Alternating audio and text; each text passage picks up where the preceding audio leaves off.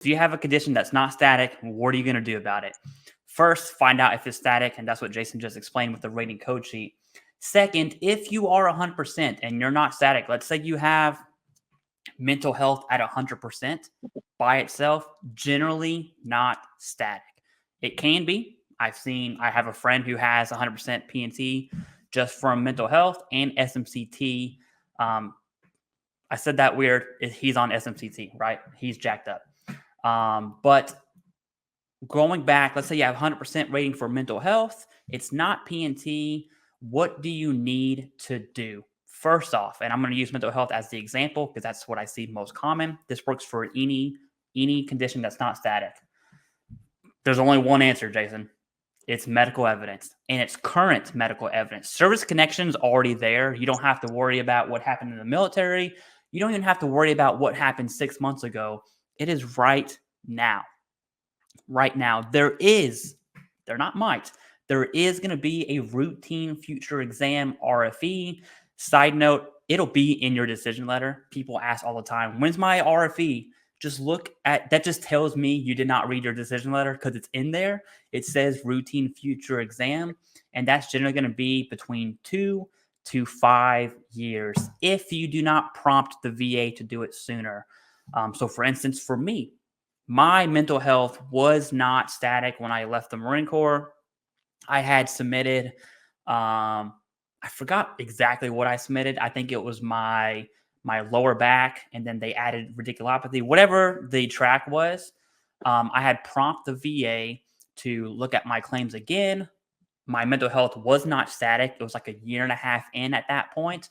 And then all of a sudden I get a CMP exam for mental health. And I'm like, shit, like that was me. I didn't know the rating code sheet then. I didn't know any of this.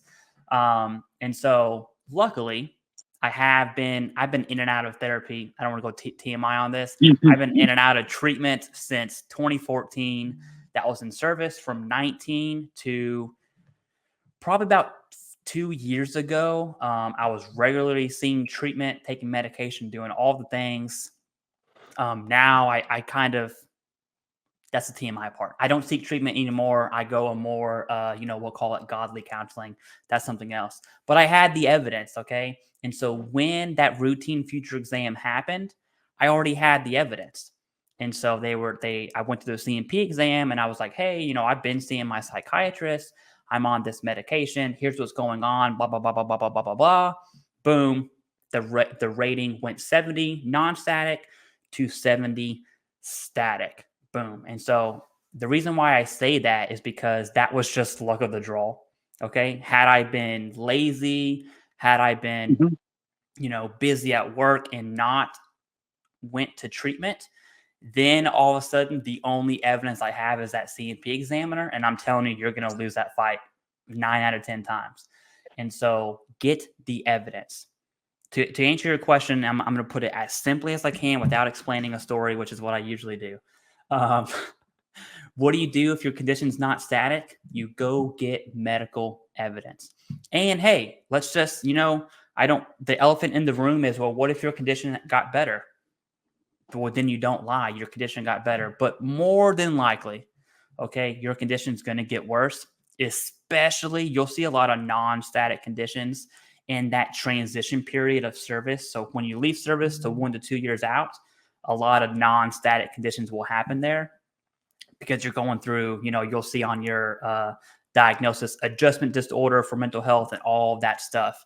So you're going through this huge adjustment period, and the VA kind of expects your life to get better after you leave service. You find, your home roots, you get a job, whatever the heck's going on. And so that's why you'll see a lot of non-static conditions. Now, generally speaking, your musculoskeletal conditions, so your back, your knees, I've never seen a non-static musculoskeletal condition, even to this day, ever. I'm not saying they don't exist. I'm just saying I've never seen one. And so it's really going to be your mental health ratings, right?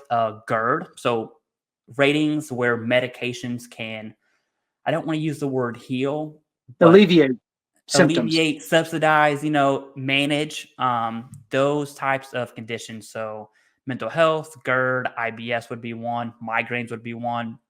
All of those Cancer. are cancer is never going to be your. I mean, that sucks, right? Whenever you're in remission, that's gonna you're gonna be reevaluated based on your current symptoms. So when I say go get medical evidence, it's not, hey doc, in the service XYZ. That doesn't matter. Right. You're already service connected. It's, hey doc, here's what's going on right now. I don't have GERD, right? But if I did, I would say, hey, I get extreme heartburn. You know, my food feels like it's right here in my throat. Whatever the heck's going on with your GERD, maybe that's leading to sleep apnea. Just spill the beans is really what you need to do. You have a service-connected disability that is not static. I'm going to VA healthcare or private healthcare, and I'm spilling the beans. And that I was going to pass it to you real quick, Jason, but I want to talk about private healthcare real quick. So the VA has your VA records. Duh. The VA does not have your private records. And sometimes what you'll see is a routine future exam. And in some conditions, the VA will just straight up propose a reduction. There's a lot of nuances and factors that go into that. And I've generally seen that more so on private evidence side. Why? Because the VA does not have your private records. So let's just say in my scenario, instead of seeing the VA for healthcare, I was seeing private healthcare. It's my responsibility, you the veteran, not the VA, to get your private records and then give them to the VA, or have the VA get your private records themselves. I don't recommend that personally. I want to be in control of timeliness, right? I know in 6 days I can get my private records and submit them to the VA. I have no idea how long it's going to take the VA to do that. And so when it's private, I like to be in control. When it's federal records, like service treatment records, VA medical records, the VA is going to be able to pull those easier than you are. There we go.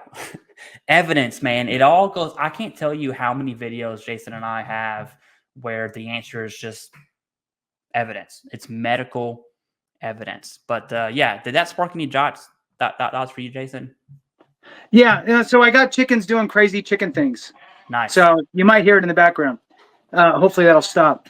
So yes. And here's the thing is that with your condition that's not static, there are ways in which you can eliminate that future exam. One is by proving that it's been 5 years of consistent level of impairment, right? Mm-hmm. So because of my crazy chickens, Clay, I'm going to kick it back to you to talk about a couple other ways and how people can incorporate that. If you know those off the top of your head, or at least a few of them, on what folks can do to secure a non-future exam based on like the 55-year rule, that type of stuff. Yeah, so you have your rules. I'm glad you brought that up because the 5-year rule, the 5, 10, and the 20-year rule, those years are there for a reason. So the 5-year rule is the VA is a specific phrase. It's basically your lifestyle is based on that VA rating, right? So let's say you're at 90%. It's mental health. If it's 50% of that, 5 years go by, the VA deems, hey, this veteran's lifestyle is ingrained in that rating. Therefore, if we're going to schedule a C&P exam to reevaluate, not necessarily reduce, to reevaluate, we got to have some evidence. Before 5 years, it's free game. Okay. That is the most, there's kind of a scale of like, hey, this really sucks to, okay, we're safe. And safe is a little, we'll get there. We'll get there. At that 5 year or prior to 5 years, you're not safe. You're not safe at all. That is the most, yeah, and that's what you were bringing up right earlier when you said the 3 to 5 year, 2 to 5 year time period is typically when people are going to see their future exam on their decision letter, right? That it's going to happen within that time frame. So the 5-year rule is basically that your condition has been the same for 5 years. I haven't gotten any better. And so here we are. And so typically, if you can show the VA up front with your claim that you had over 5 years of, this has sucked for this long anyway, they may just give you a static condition right out the gate for that condition. So use GERD for an example, right? So gastroesophageal reflux disease, right? So if you had it for 10 years and you have all the documentation in there, you have your doctor write a letter explaining that it's been this severe for that amount of time, the VA may give you a static rating for that condition because you've proven that, and they will not have that future exam. If you got diagnosed 2 years ago, got rated, they're not going to do that. They're going to go, we still got 3 years to kind of figure this out, see if it gets better with some treatment, that type of stuff. And then they may have that future exam. The 10-year, since you brought it up, the 10-year rule, just so we don't leave people hanging since we threw out numbers, the 10-year rule preserves your service connection. Okay, so 5-year is no future exam. And they all kind of mesh together in a weird way.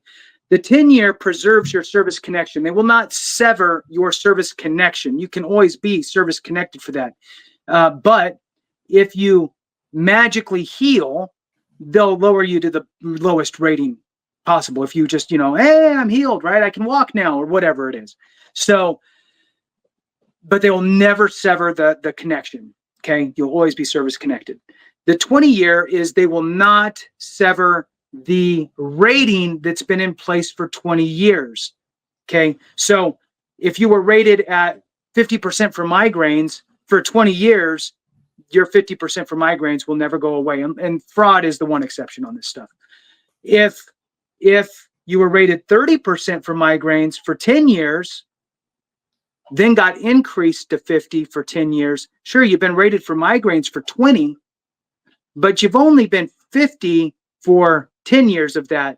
You've been 30 or higher for 20, so they're going to lock in your 30 and say you'll never be reduced lower than 30 until you hit that 20 years of being rated at 50. Then they'll go ahead and upgrade that. I think that a big point here, Clay, is for folks, because we're talking about being static or not having future exams, meaning that you're essentially static, is the VA typically will not magically just change things for you because they have some magic light that's going off going, hey, it's been 5 years and there's nothing. Oh, let's change them to static. No, they're pushed on to the next claim with 1,000 claims in front of or behind that. So they're not going back in time to look at things on their own. Okay.